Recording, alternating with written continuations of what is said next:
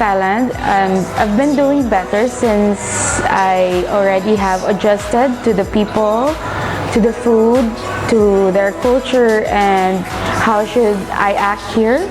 I think it's one of the best experience, and since having people surround me helps me with how should I live.